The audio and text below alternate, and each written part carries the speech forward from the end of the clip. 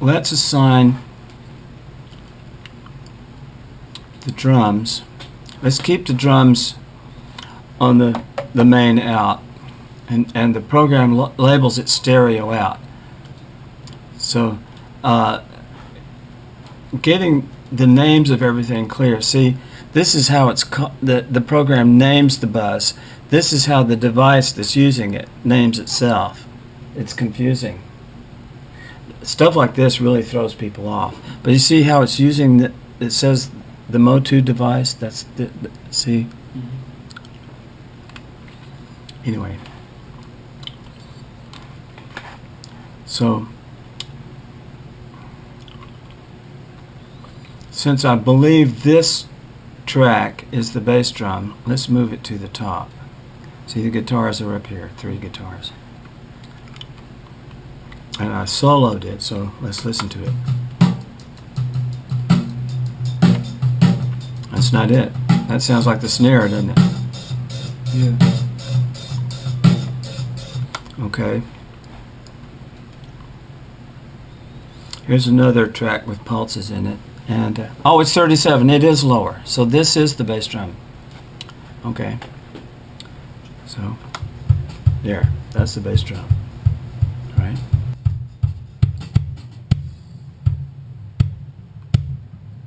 Right.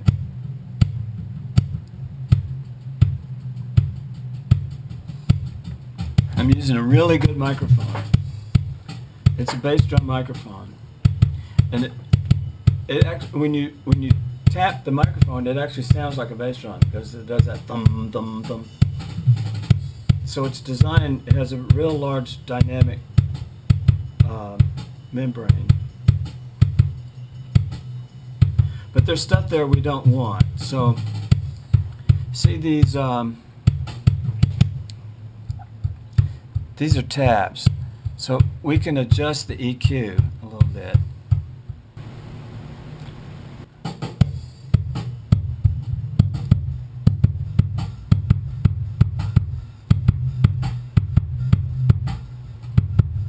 This is typically what I do is kind of add more of a kick, like a start.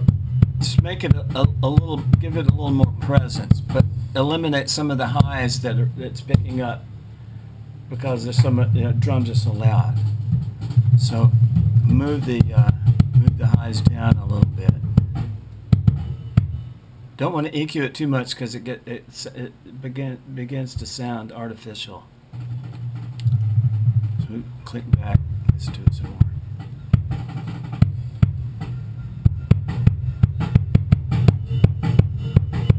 See what it's in the center. See?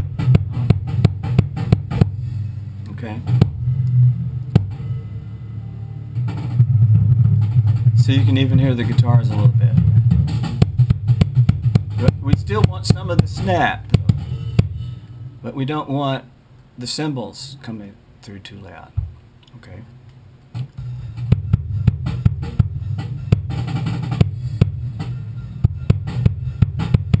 This is the difference between digital and audio. Digital and analog drums is that, see, it's different. The drum has an effect just by how hard you hit it and when you hit it. See how it's getting louder and louder and louder? And quieter. Okay. So that's set. Let's go back. Look at the 38 is probably the snare. So I had that tab open, so the inspector stays where I left it. But I changed track. See, that's the track before. Mm-hmm. See, the EQ changed. Go to the next track. The EQ is available. So let's go back here. And what I can do, see this blue thing up here? Mm-hmm. It's the snap is on, but what I can do is put the cursor, the line there, in there, and tell it to repeat. So it'll loop inside this.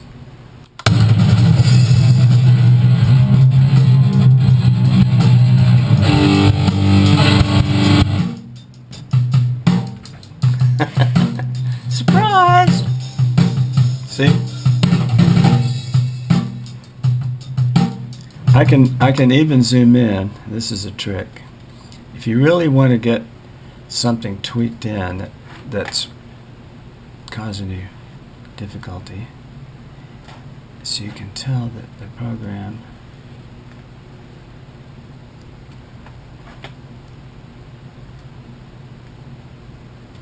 so it's just going to loop on a measure.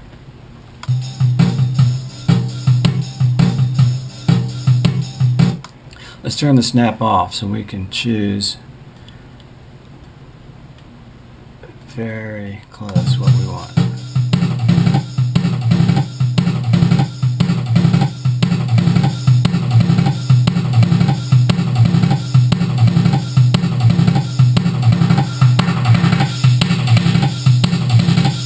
You want to get the snares, that snappy, crunchy sound, the crunch, the snare sound,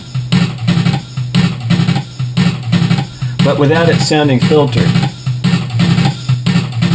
So we exaggerate the EQ, we pull it way up, and we find out where the sound of the snares are.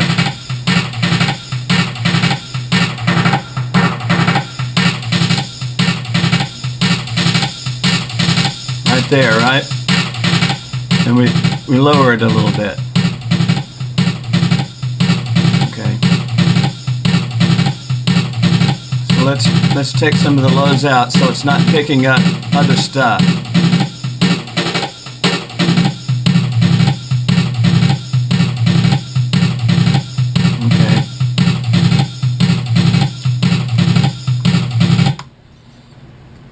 Okay, so now we know this is the bass drum, and this is the snare. Okay? Okay. Now, in sequence, if we follow the files, 37, 38, 39 should be Tom. the left tom, the upper tom. And it really has nothing there on the track. There's no use of it. Like if you look here, you see that the envelope. Mm-hmm. You can see that the instrument is being used. But if you look here, the tom. It's not being hit very often. Yeah. Right. But it's picking up other stuff. See that? Mm-hmm. So let's put it. Let's just call it tom, right? Okay. If we listen to it, let's let it repeat again.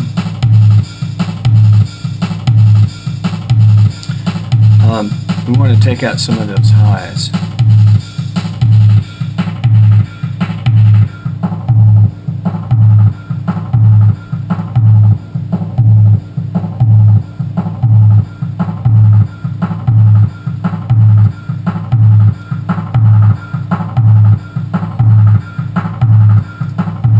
If you double click, it deletes it.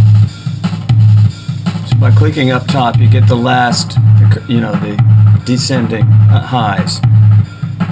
So we want to take some of the highs out of there because the tom is a very specific note.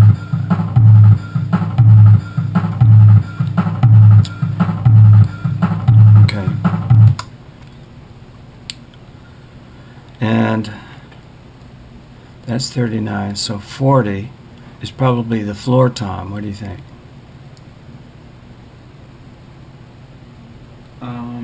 I think. Mm-hmm. Yes. Yeah. Probably Okay. since it's louder than the other one.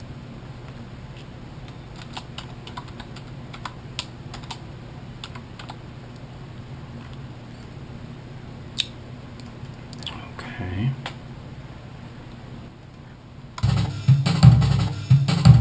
Yeah, dude, that's a thumb, thumb.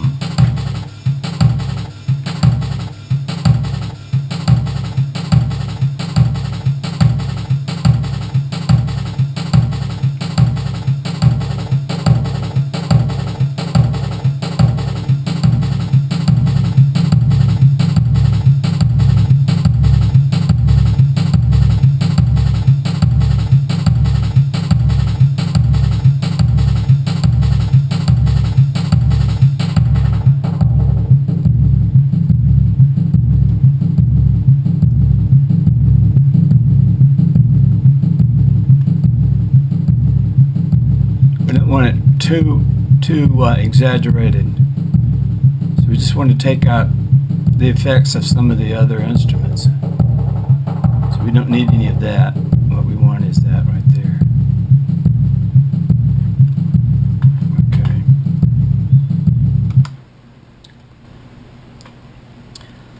So 41 would be the left condenser and the overhead, and 42 would be the right one. So Probably the hi-hat. No, you Yeah. said that was the left, yeah. So listen to that. So it's going to be picking up everything, but we don't want any lows in it. We don't want to pick up anything in the low frequency. So we want to take out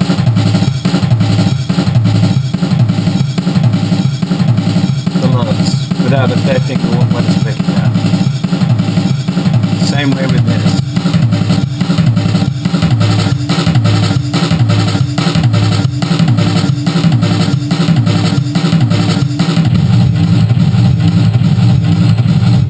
Okay, The heck? that's the whole thing. No solo or mutes or. I thought it was continuously playing though. I was like, what It's doing the loop. Yeah. On this blast right here. Now, what we want to do is we want to assign channels. So bass drum is center, snare is center, but the upper tom, is on the left. So we change the inspector up here, see, and we can shift it. We can put it to the left. We don't want the tom to be all the way to the left, so we put it halfway to the left. We want the floor tom to be a little more to the right, though. So now some people assign the drums like you're in the audience, so it's reversed. Mhm. I don't do that. I assign it like you're sitting there playing them.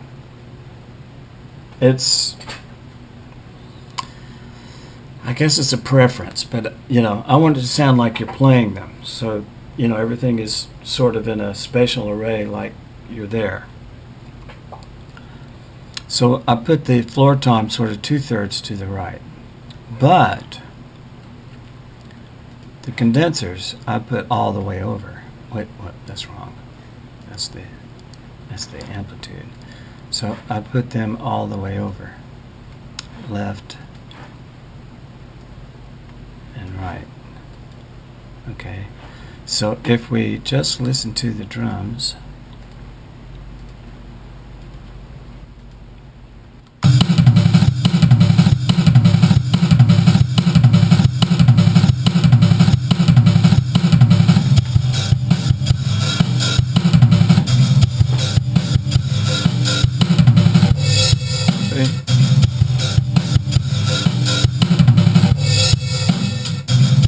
The right stem's over here and the hi-hat's over here.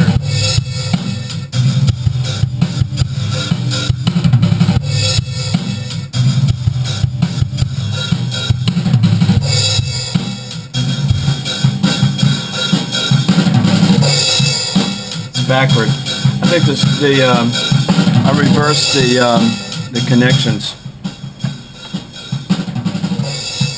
This one was under this one. Well, if that makes a difference. No, it's this right here. I had them out the other day and I reversed them. Okay.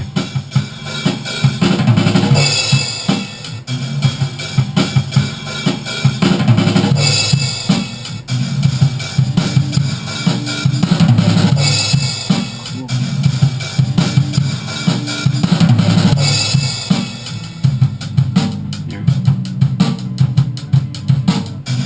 On the hi-hat. This is just the condensers. So the crash cymbal is really omnidirectional because it's so big.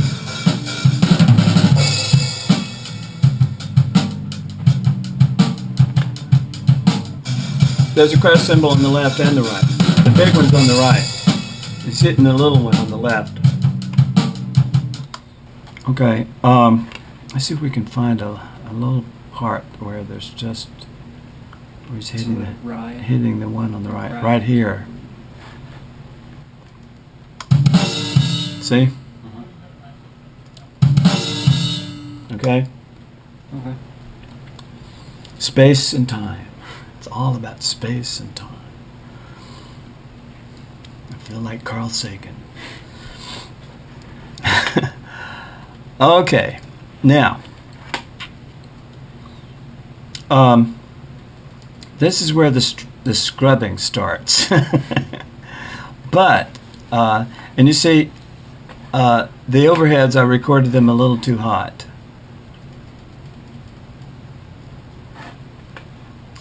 See how they're clipping? Yeah, okay. I was going to say, I've heard the term hot before. What is it exactly does that mean? They're clipping. It's producing the, So it's it's gonna be mashing the envelope into the. See, this is the way it should look. And it's too hot here, but you see, I turned it down because I noticed it. And is that when it kind of distorts the song? It may not. It may not distort it. It just compresses it, and we can if we listen to it by itself, one of these. It's not distorted. It's just compressed because it's 24-bit. So the recorders are real good. They will clip the recording without distortion. Now, if we were putting something monotonic through there, like a tone or a voice, it may clip. We may hear distortion there, but because drums are just noise, we don't hear it. It's always good to keep it inside the skirts of the signal. Minimum and maximum. You want to keep it inside there, like these are. See, you want it to look like this, not like that. That's clipping. You see, these are clipping. The snare's clipping, and you see, I turned it down. I turned everything down because I noticed it. But there are so many things to notice that you have to develop a discipline of scanning and watch stuff, because we're only human, and you start out quiet, but you got louder and louder. I didn't change it, see? It got louder and louder on its own. Mm-hmm. No, we did have the switch in drummers. Things happen. Yeah. So that's what you have to watch out for. Yeah, that's right. The second guy was louder. Yeah. Mm-hmm. Yeah, and this is where he started, right here. So he's hitting the bass, the snare, and the cymbals much harder. So I looked at it and I turned it down. See, it's corrected here.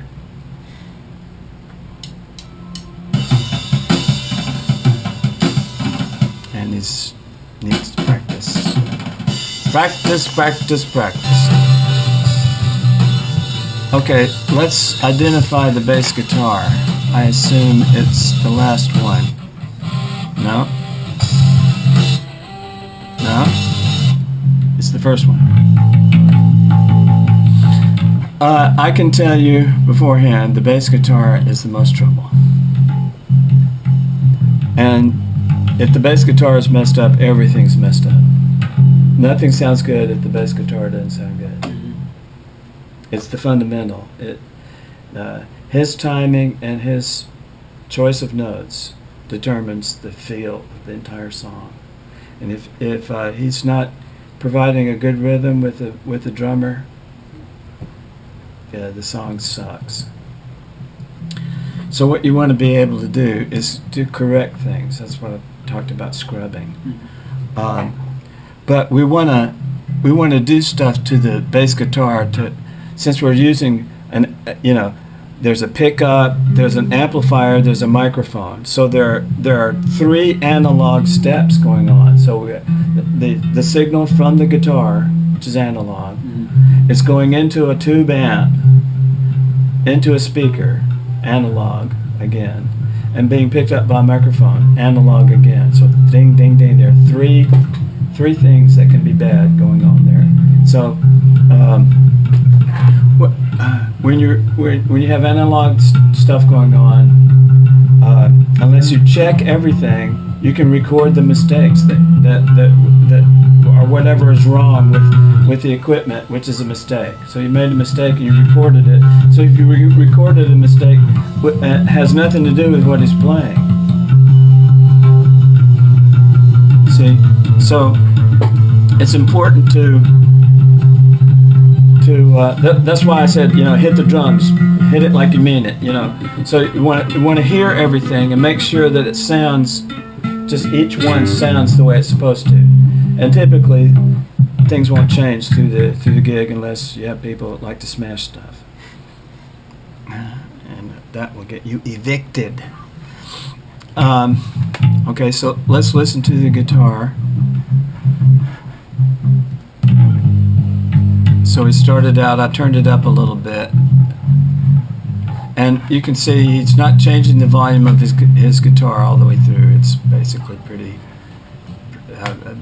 nice looking. So I turned it up a little bit here. So let's go to this. Zoom in on that. Okay.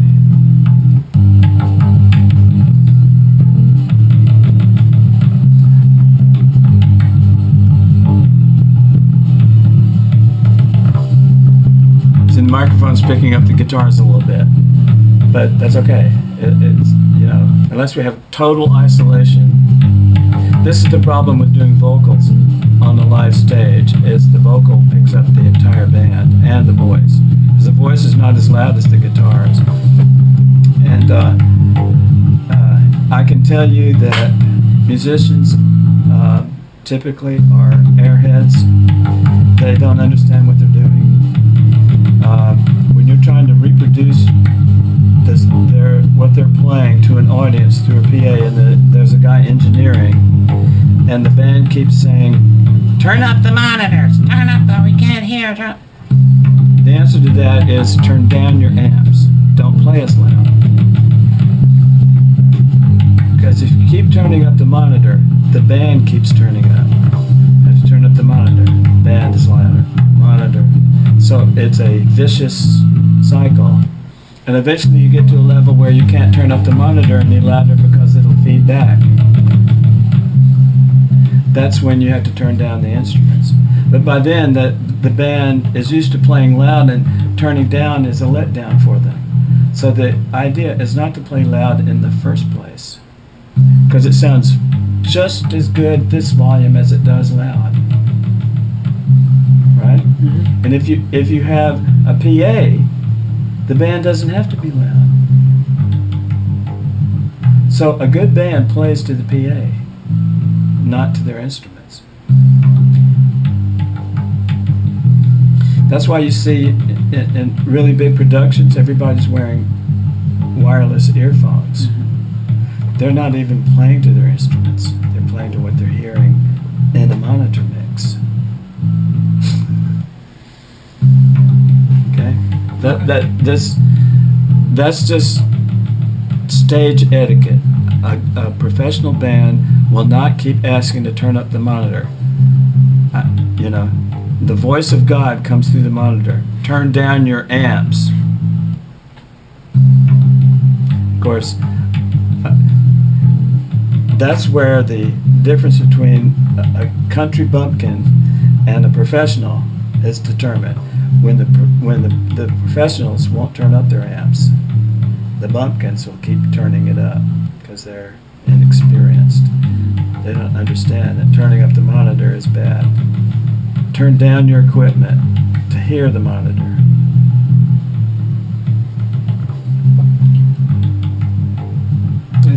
It sounds like an easy problem to fix, but when you play like little tiny places and like the drums are real loud. Yeah. You pad the drums then. Also, you attach. I used to use Kotex. You tape Kotex. Mutes. You mute the drums. Put a big blanket over the bass drum. Some drums have mutes built in. There's a little thing that's put inside the drum. It'll push. There's a pad inside. It pushes the pad onto the drum head and holds it back so it doesn't doesn't vibrate as much. But you notice that if you go in there and look, there are little pads on the drums. That's to keep them from ringing. And there are drum practice aids. There are pads that fit on the drums to keep them from being loud. Use those live. When you're in a little venue and the guy really, is using his arms real hard, if you're doing that all the time, you're playing the same style all the time. But you guys didn't do that. You played some quiet songs. But patting down the drums is, again, professional. Because the drums are made for everyone to hear in outdoors. Mm-hmm. Outdoors you don't have to pad. But like you said, in a small room, the drums can overpower everything, especially the vocal mics. So you pad everything down. How do you pad down like a cymbal or something? You don't need to pad down the cymbal so much. In fact, the cymbals, you can tighten the hole, the pedestal, the staff going through the hole. There are felt pads on it. You can put bigger pads on it. Cymbals, you need that dome because it's an effect of hitting the dome. And there are pads that are wedged. They're open. In fact, I have a wedged pad on the bass drum in there. And those are practice pads. But I put it on there to keep it from ringing so much. Mm-hmm. So, what jazz drummers used to do is put their wallet on the snare. And open their wallet and put it on the snare. That's what a lot of the drummers that I know, they do. They're like, hey, I need a wallet or something. So I put it on there. So it doesn't snap so loud. Mm-hmm. Yeah. It's all technique. And professionals feel that. They feel they're playing too loud. Kids don't do that because they don't know. They think, oh, I had, it's Neanderthal, boom, boom, boom, boom. Okay, so let's work on the bass guitar. Typically, the bass guitar needs more mid-range. Hear that clicking sound? Mm-hmm. That's him plucking the strings, and you want to amplify that. You want that to be much louder than it typically is recorded. So you EQ it a little bit and add a little more bass.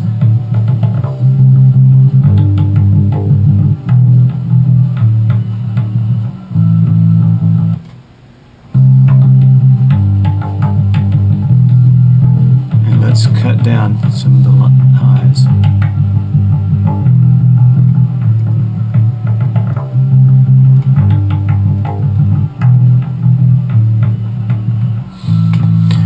Okay, so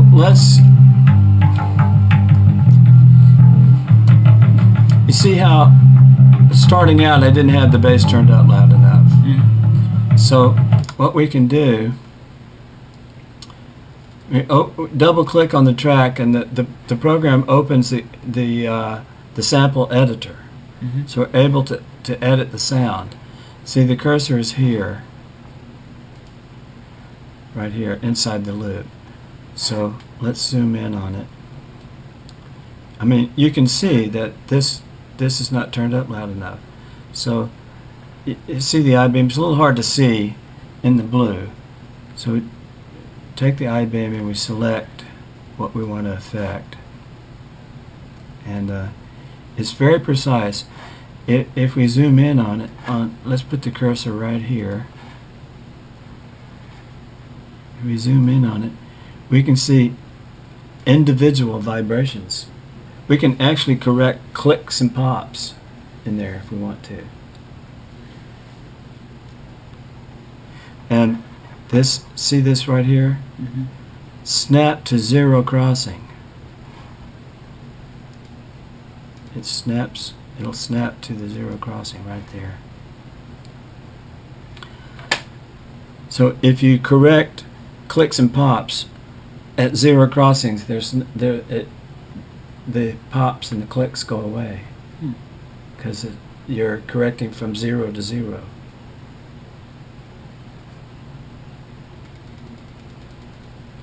So as we zoom out, we get to see the envelopes.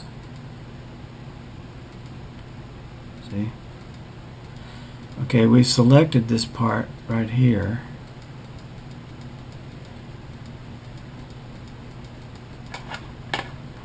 It's adjusted a little bit.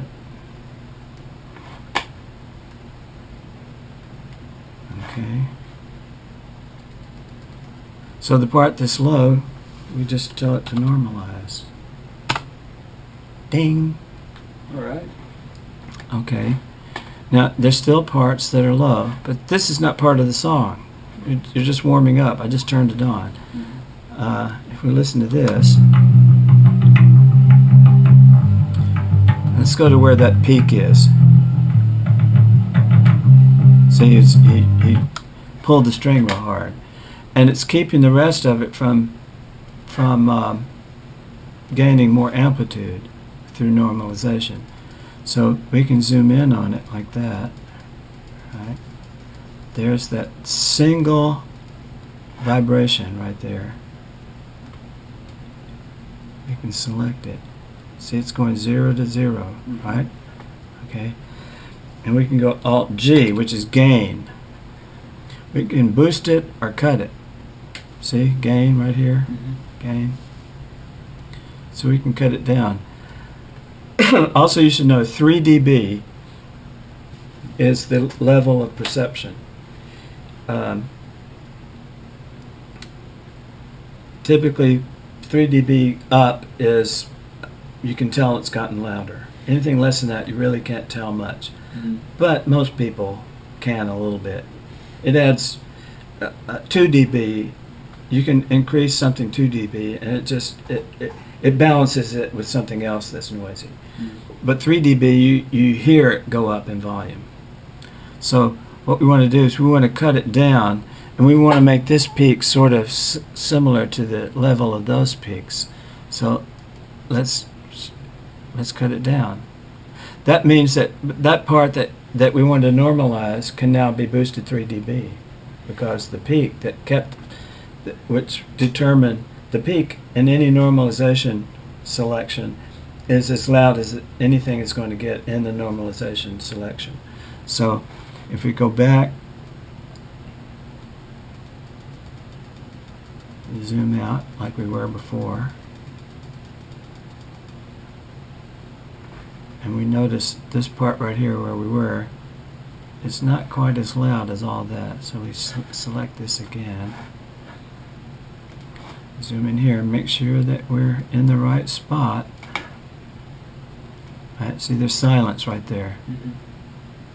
And we normalize again.